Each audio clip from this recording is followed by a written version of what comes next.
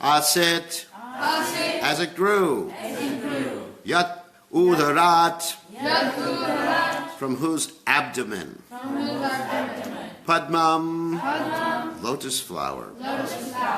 Loka, world. Samstana, situation. Lakshanam, possessed of. Yavan, as it were. I am, this. Vai, certainly. Purushaha, the Supreme Personality of Godhead. Iyata, measurement. Avayavahai, by embodiments. Pratag, different. Tavan, so. Asau, that. Iti proktaha, it is so said. Sangsta, situation. Avayavavan, embodiment. Eva, like. Translation: if the Supreme Personality of Godhead, from whose abdomen the lotus stem sprouted, is possessed of a gigantic body, according to his own caliber and measurement, then what is the specific difference between the body of the Lord and those of common living entities? So you could repeat. No, actually we won't do that. We'll just go on to the purport. Purport by His Divine Grace, A.C. Bhaktivedanta Swami Srila Prabhupada Ki Jai. One should note how Maharaj Parikshit intelligently put questions before his spiritual master for scientific understanding of the transcendental body of the Lord. It has been described in many places before this that the Lord assumed a gigantic body, like that of Karanadakshai Vishnu, from whose hair pores innumerable universes have generated. The body of Garbhodakshai Vishnu is described as sprouting the lotus stem, within which all the planets of the universe remain. And at the top of the stem is the lotus flower, on which Lord Brahma is born. In the creation of the material world, the Supreme Lord undoubtedly assumes a gigantic body. And living entities also get bodies, big or small, according to necessity. For example, an elephant gets a gigantic body according to its needs. And so also an ant gets its body according to its needs.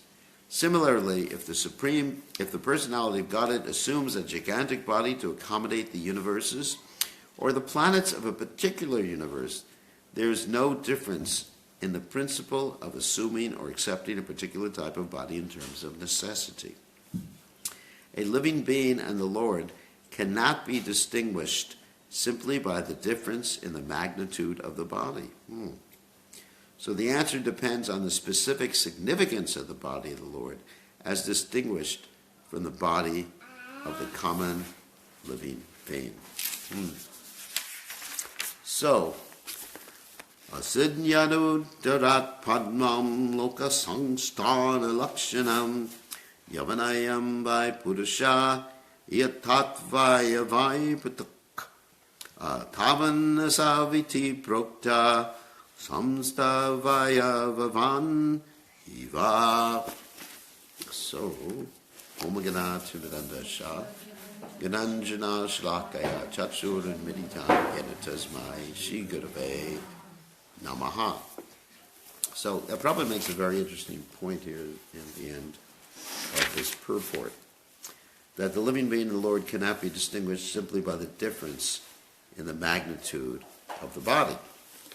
Of course, here the Lord's magnitude being described as the Karanadakshai Vishnu is unexcelled.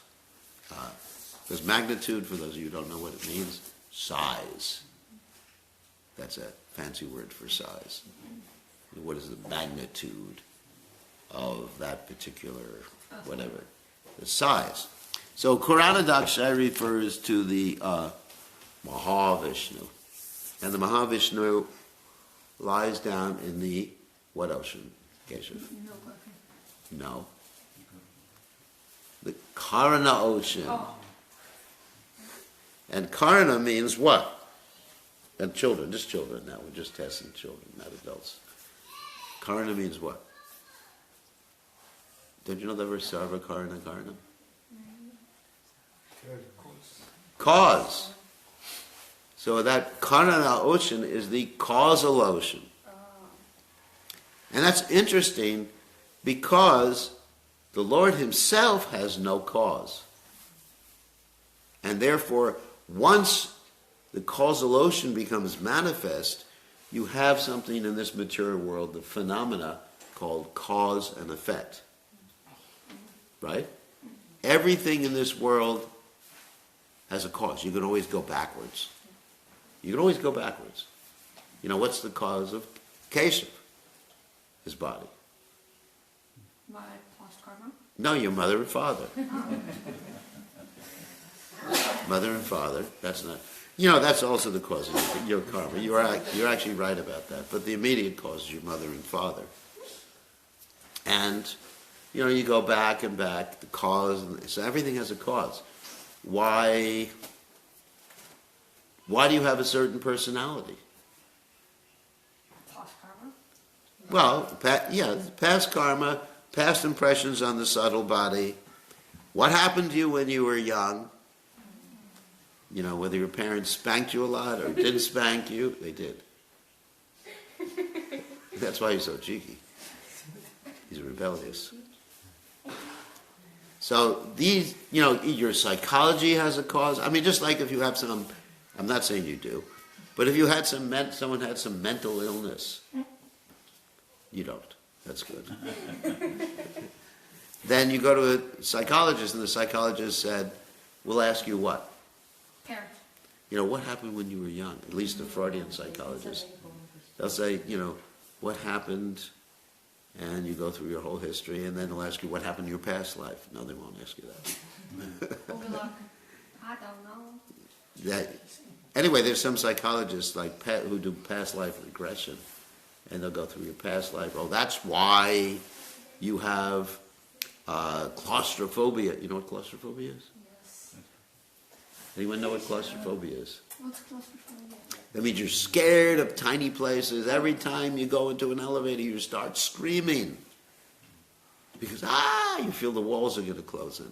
The reason you have claustrophobia, if nothing happened in this life, is in the past life you were probably crushed to death by some big demon or by one of the monkeys who were fighting against you because you were Rakshasa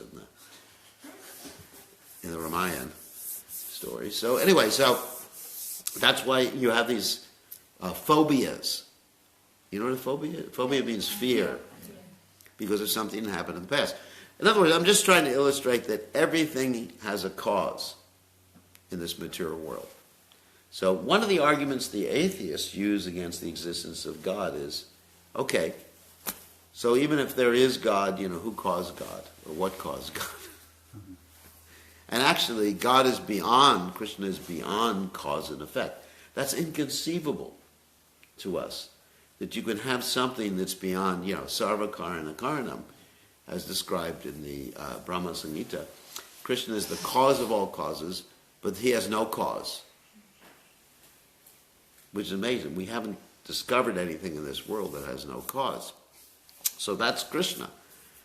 And therefore, Mahavishnu, he's in the causal ocean because everything within this world has a cause. You understand? That's why it's called the causal ocean.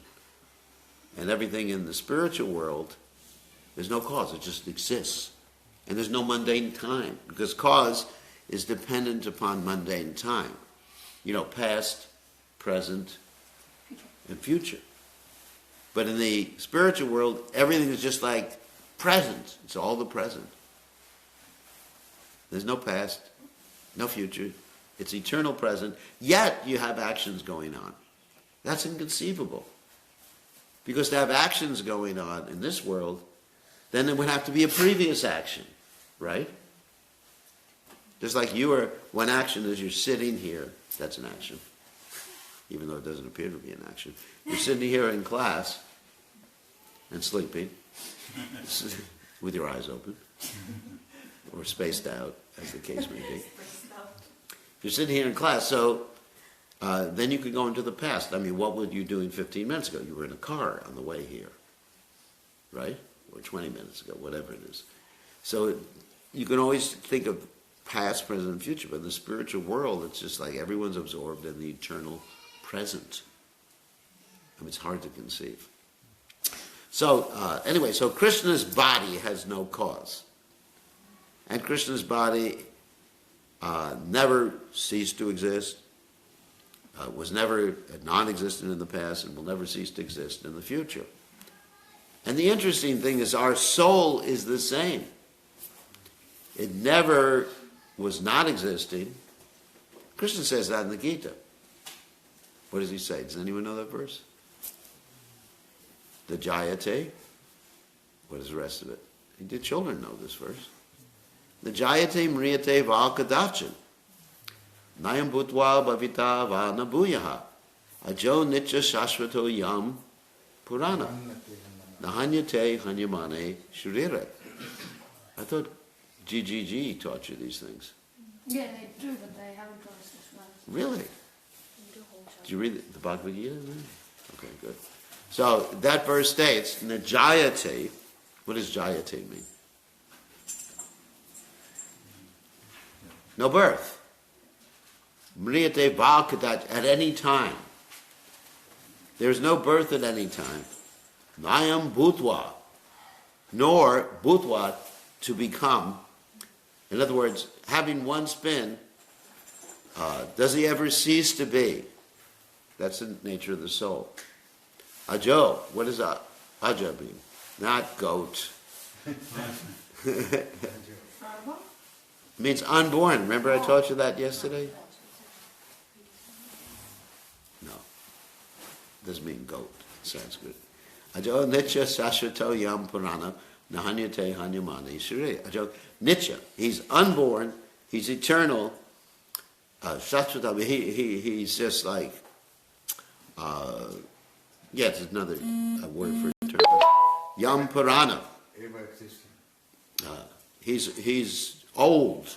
Purana means old, right? Remember I told that story that a pujari called me Purana one time? Did I tell you the story? I was in a temple in Radhakund where the deities are called the Puran deities, the original deities of Radhakund. They discovered the deities, Raghunath Das Goswami discovered the deities in the Kund. So it's a Puran Mandir. So I was explaining to the devotees, this is the Puran Mandir, and these are the Puran deities. And the Pujari turned around and said, you are Puran. It means you are old. I said, thank you very much. So, nor is he killed. His body, but the body is killed. So anyway, so we have the same type of body as the Lord. We have an eternal, spiritual, Satchidananda body. What's that? And our body has no cause either. We're part and parcel of Krishna. What is that verse in Gita? Mami Vangsa. Manak Shastani Indriyani Prakriti Stani Karshati.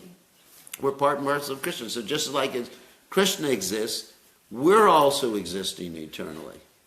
And also another verse from the Upanishads. Nityo. Anyone know this? Nityanam Chaitanas Chaitadhanam. Eko Mohunam Yo Vidadati Kama. That this verse states, the Svetasvatara Upanishad, that we're eternal. There are many plural eternals. That's one of us. Plural means many. You understand? And there's singular eternal, and we're all eternal. But he's maintaining us. So, in other words, our spiritual body is similar in many ways to Krishna's spiritual body. And the only difference is magnitude, which is what he talked about. Size. In other words, we have the same quality, but not the same quantity as Krishna. That's a difference. Magnitude or quantity. So, but in the material world, which is what is being talked about here, our bodies are not Satchidananda, they're exactly the opposite. What is exactly the opposite case from Satchidananda? Asat, which means what? Nobody knows. Temporary. Achit, full of ignorance. That doesn't mean you don't see ants. Ignore ants. So ignorance means that it covers this body, the subtle and gross body. They cover the real knowledge. Avritam jnanam etena. They're actually covering our perception, our real knowledge. And when we do this Cheto Darbana Marjanam stuff, cleansing the heart, then we see the self. And Krishna describes in the Gita, it's like the sun rising in the daytime. You actually begin to see reality. So Krishna consciousness means basically to realize who you are, not to learn something new. It's like waking up in the morning. We've given this example many times before. That when you wake up in the morning, you gradually remember who you are and where you are. Right? You instantaneously remember where you are. And let's say if you're traveling. Yeah, then it takes a while. It takes a while. It takes a while because you may step out in the balcony instead of going to the bathroom. Isn't it? You got to remember, isn't it? Yeah. When I travel, it's like that. Sometimes I have to just have a map. Not quite like that. I just have to remember, where am I, so I don't run into the wall. In every place you go, there's a different place of the light switch. It's just like, we go in the bathroom here, and the natural place of the light switch is right by the door. But it's not in the bathroom here. So every morning, I reach out and say, where's the light switch? And then I remember, it's far away by the sink. You understand? So in other words, it takes us time to remember where we are. So the same way, one wakes up from his illusion by sound vibration, like of an alarm. And then you remember who you are and where you are, and sometimes it takes a few lifetimes of chanting. Because we're deep sleepers. So did you ever see someone who's a deep sleeper? It takes them a long time to wake up. They like Kumbhakarna. Keshav is like... No, I know that is him. You shake them a little bit and they say, oh. Just 5 more minutes. Did you ever have that happen? That's exactly me. No, not now. Oh, you gotta go to school. So we do the same thing when Krishna comes or his pure devotee comes. Jeev Jago, he says, well, your spirit soul, you say, a few more minutes of Maya. Actually, before I joined the movement, this is interesting. I actually wanted to join the Krishna consciousness movement, but my friends tried to convince me out of it. I was living with 2 friends. And they said, you have so many desires to work out. It's not time, give it another few years. The reason they were saying that is because I was maintaining them and cooking for them. So I understood the philosophy that by chanting Hare Krishna gets rid of all these desires. So I said to the friends, the hell with you. I'm joining. And because they had no one to maintain them, they joined 2 days later. They said, who's going to cook for us? Who's going to pay our bills? Because I was paying their bills and cooking for them. They said, oh my God, the only way we can live, they were thinking, is joining the Hare Krishna temple. We can eat for free. So, anyway, so it takes a while sometimes to wake someone up from their stupor. You know what a stupor is? It's like the word stupid, similar word stoop. Stupor. It means they're just like, oh, wake up. No, 5 more minutes. One more lifetime, Krishna. No, just I have so many desires. See? Exactly what I said. Uh-oh, we're being attacked now. So,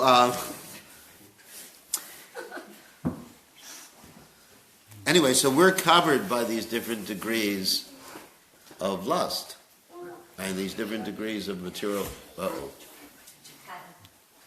See if we can, the natives can be peaceful for a few minutes.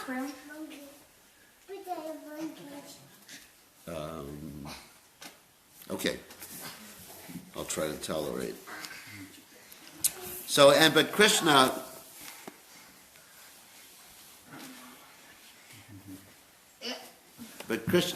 Krishna is never covered by any degrees of lust or anything like that. His body is always, and his consciousness is always absorbed in himself.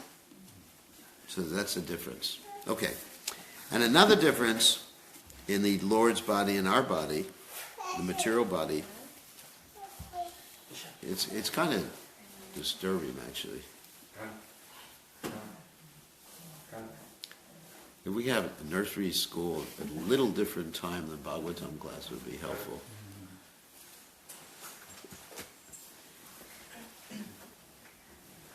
Okay. Take them all away.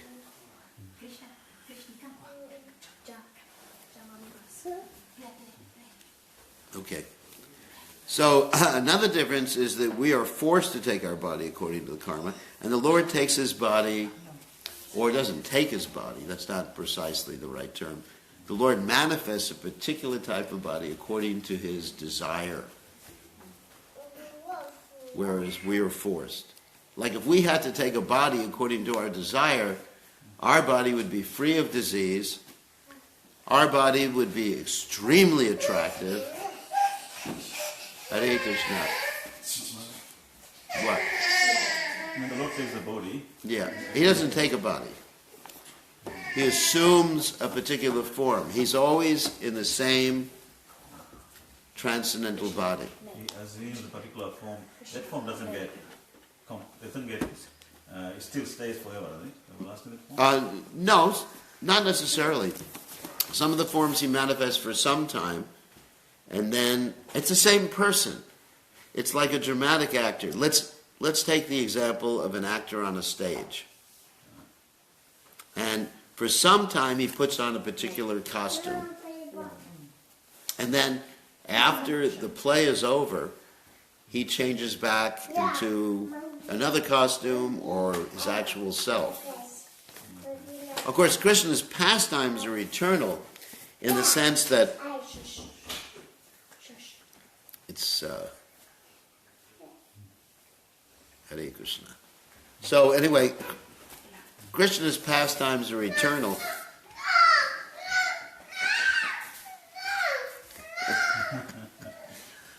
Anyway, the Lord is just trying to keep me as a sannyasi.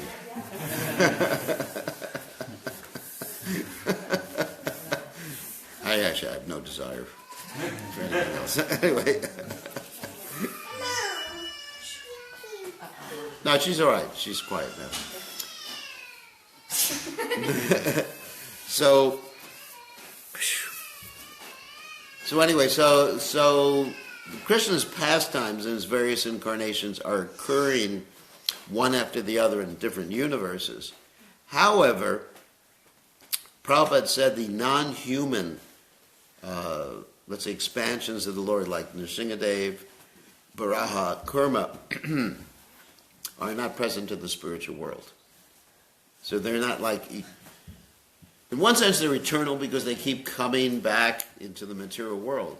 But at the time of the dissolution of the material world, those particular manifestations of the Lord are not manifest anymore, or not present anymore. Although it is the same transcendental body, Prabhupada said it's like a dramatic actor who appears on the stage and then changes. Just like in the United States, you may not be aware of this, they make fun of their politicians. And there's this There's one show called Saturday Night Live, in which they have someone acting like Donald Trump. You've seen that. But that's the same person who is whatever the actor's name is, but he puts on a different role. So when Krishna assumes as half man, half lion, or whatever, assumes that particular form, it's the same person. It's his expansion. But Advaita, Chuda, Anadir, Ananta Rupamadhyam, Purana Purusham, Navayavanam Cha. There's one God. It's not different bodies. It's the same person, the same transcendental body, expanding, showing himself in a different way, like an actor. But Krishna can appear in unlimited places simultaneously. Whereas an ordinary actor, if he's on the stage performing a role, he cannot be at home with his family. It's not possible. Whereas Krishna, when he was in Dwarka, he was at home with 16,108 families simultaneously. And Narada Muni, he was going house to house on Sankirtan. But anyway, he was going house to house, and he was seeing each and every house something different was happening. One house Krishna was playing with his children, another house Krishna was talking to his wife, or one of the wives. So that's God. Whereas our body, in this material body, we can only be in one place at one time. However, in a spiritual body, which is interesting, we can be in two or more places at the same time. That's interesting too. It's described that the devotees of Chaitanya Mahaprabhu, who are also devotees of Radha and Krishna, and naturally that's the case, because if you know Chaitanya Mahaprabhu and you know Radha and Krishna, if you know Radha and Krishna, you know Chaitanya Mahaprabhu, they're in both places simultaneously in the spiritual world. So when we go back to the spiritual world, or if we go back to the spiritual world, to be precise, then we can be in Navadvip Dham and Vrindavan Dham simultaneously. That's amazing, isn't it? And it's not that we're inattentive in one place, like they call this multitasking, where multitasking means you're inattentive for one thing while you're doing another thing and you're just switching back and forth. But we're perfectly attentive in both places. So that's our spiritual body. That's us. And that spiritual body is now covered by the illusion. Can you imagine how much illusion we are in that we are not realizing our eternal blissful spiritual nature? Anyway, and the process is chanting. So, all right, any questions or comments about any of these things? We cover a number of topics. Yes, Jitendra? Maharaj, earlier you spoke about how in the material world everything has a cause, but with Krishna, he has no cause. There's no cause. And you also spoke about how in the spiritual world everything is the eternal present. There's Eternal no present. Past or future. Yeah. How would you explain these things to someone who's not Krishna conscious or not a devotee? Because It's a chincha. That's how I would explain it. It's inconceivable. I mean, many things are inconceivable to us, even mundane things. Like, it's inconceivable what's happening in the subatomic level of matter. It's just inconceivable. I mean, how do you conceive? The scientists don't even understand an electron. Is an electron matter or a photon? Let's take a photon. Is a photon matter or is it energy? And sometimes it appears as one thing, and sometimes it appears as another thing. An electron, the same thing. So, I mean, these things are inconceivable. How can someone be eternally present and no past, present, or future? Or no past or no future? It's inconceivable. How could something be beyond time? How can something have no cause? It's inconceivable, isn't it? So, if God and the spiritual world were conceivable, then he wouldn't be God. right? If we could conceive of God perfectly, then he would be limited. So by nature, the unlimited is inconceivable. Even Krishna's own expansion, as Seshanag, cannot conceive of the greatness of Krishna. He's glorifying Krishna with his multifarious heads. And the glorification of Krishna, or the glories of Krishna, expand exponentially at every moment. So, achintya. I mean, that's, of course, people say that's a cop-out. Yeah, people always say that's a cop-out. But what can you do? That's the nature of God. If God was chincha, then he wouldn't be God. But he's chincha. I mean, there is sort of a spiritual time, but it's not the same as material time. It's not like in the past. Not that the gopis are sitting around and saying, you know, remember 3 days ago when we had that nice prasadam? No, they're not doing that. Yeah. Not yet. Oh. The Shakti Vaishnava, Yeah. Narada Muni was like the empowered personality. Yeah. So, and there were a few others. It's considered both. But was he was a Jiva Tattva. He's Jiva Tattva, yeah. So they're eternally existing, are they? Yeah, I mean, eternally, well, all Jiva Tattvas are eternally existing. How in that role? In that role, well, there's a description of how he became Narada Muni. Yes.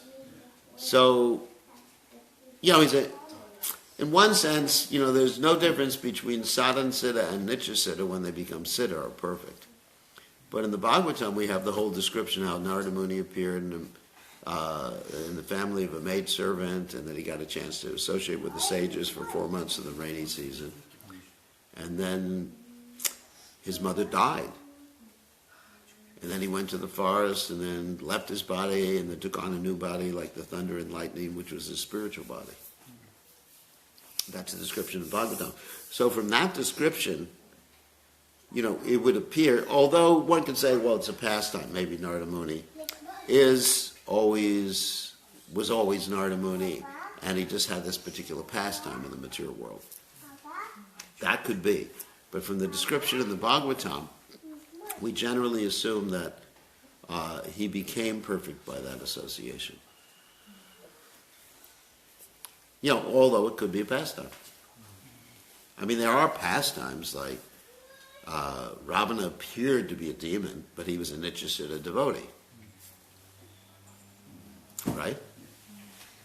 And you have pastimes where devotees come out as demons, or let's say Arjuna appeared to be in Maya when the Bhagavad Gita was being spoken. It appeared that he was hesitating, but that was his pastime. So, as far as Narada Muni, I haven't read specifically, you know, a definitive statement of the Acharyas that he was a Nityasiddha, that he was a devotee before. But what I have read is in the Bhagavatam, that by the association of the sages, he became Narada Muni. All right, any other questions? Yes. Just about Narada Muni. The Lord has many pure devotees. Yeah. Why is Narada Muni in particular given the special privilege, you could say, of being on the Panchatattva? Of being on the Panchatattva? Because Krishna wanted it. You know why? In other words, you're talking about why does Krishna do something? The only explanation is his desire. You can't say because, Narada brought him more prasadam than everybody else, or, Narada bribed him or whatever. It's just that was Krishna's desire. You'll have to ask Krishna. He was a presenter? Well, there's other devotees who travel around like Narada Muni. Narada Muni is not the only one. There's unlimited personalities who have that particular opulence. They can, there's Parvata Muni and others who go from place to place preaching Krishna consciousness. Now, why is Narada Muni in the Panchatattva and no one else, and not another person? You have to ask Krishna that. But the Panchatattva is eternal, right? Yeah. So, if Narada Muni's a sadhana siddha, he became perfect. Yeah. How would that work? He would already have to have been an Nitya siddha for him to eternally be on the Panchatattva. That's a good question. And you'd have to ask Krishna that. Answer that question. I mean, it's not that, unless I have Shastric reference to these things, I'm not going to make a statement. That would be speculation. And I won't speculate. There has to be some Shastric reference. It's Narad because he was a perfect chanter, he's always chanting Narayan's name. Yeah. So he joined in just to spread the... Yeah, spread Lord Chaitanya's movement. But his question was that, let's say in other universes when the Panchatattva appears, is Narada Muni, I mean, I'm just basically extrapolating on your particular question. Is Narada Muni the same, a member of the Panchatattva, or is another sage, maybe Parvata? And that question you'd have to ask Krishna.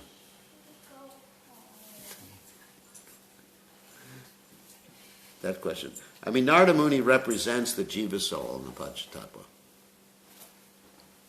And everyone else in the Panchatattva is Shakti, or Vishnu Tattva. Brahma is also Jiva Tattva. Brahma, yeah, but Brahma's not in the Panchatattva. We're talking about Panchatattva. Shri Krishna, Chaitanya, Prabhu, Nityananda, Shri Advaita Gadadhar, Shivasati, Gaura Bhakta Vrinda. Actually, Gaura Bhakta Vrinda, they're of Jiva souls. But as far as the 5 truths, you have Lord Chaitanya who is Krishna, you have Lord Nityananda who is Balaram, you have Advaitacharya who is Sadashiva, but he's Vishnu Tattva, and then you have Gadadhar who is Shakti, Radharani, expansion of Radharani, and then you have Srivas Thakur who is Narada Muni. So as far as that particular understanding, you'd have to ask Krishna. Unless I find it in Shastra, I'm not gonna go there. That's a very important point. Unless we find something in Shastra, we shouldn't speculate about it. Yeah. So Maharaj, it appears that anybody can come empowered by Krishna, right? Yes. It's happening, right? Any Jiva soul, yeah. Like you can have that same benediction of traveling from one universe to another in your next appearance. And that would be kind of nice, isn't it? Traveling everywhere and just like giving people Krishna consciousness and disappearing the next minute. Special Siddhi. Special city, yeah. But we just see now the spiritual masters, they're all empowered, aren't they?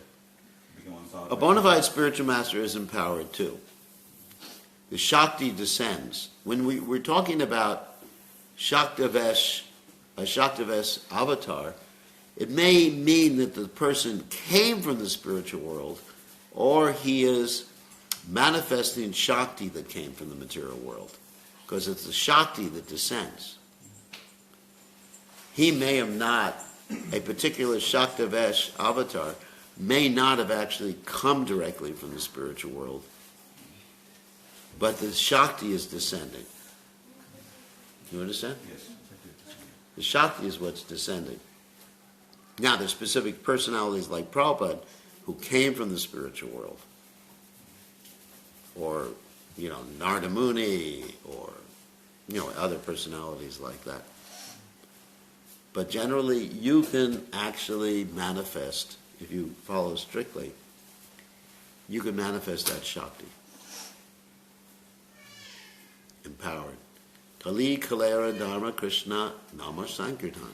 Krishna Shakti Vidanahi Tari Pravartana. That this Krishna conscious movement is spread by Krishna Shakti. But without that, this movement is not spread. This is a verse from the Chaitanya Charitamrita. Okay, I think we have to end because we have a full day of visits, right? Intense visits. Prasadam in different places. So we'd like to thank everybody for joining us. online. Madhvacharya from Fiji. Radha Mohan. Radha Turner. Agari from Fiji. Vrindavan Chandra. Used to be from Fiji. Draupadi from New Zealand. Radha Turner. Saki from Fiji, Agari.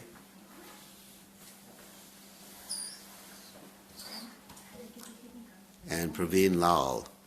Oh, and Radharani. Radharani's watching. Pretty good. Now she's from New Zealand. See something new about Radharani. Now you know she's from New Zealand. Krishna Priya from the United States. Chandrika. Nitai Prem. Srivas. Oh, Srivas. Very nice to see you, Srivas. Sudharma from the United States. See, a lot of other people. Don't even have time to read it all. Okay. Nav Kishori, actually, she's there too.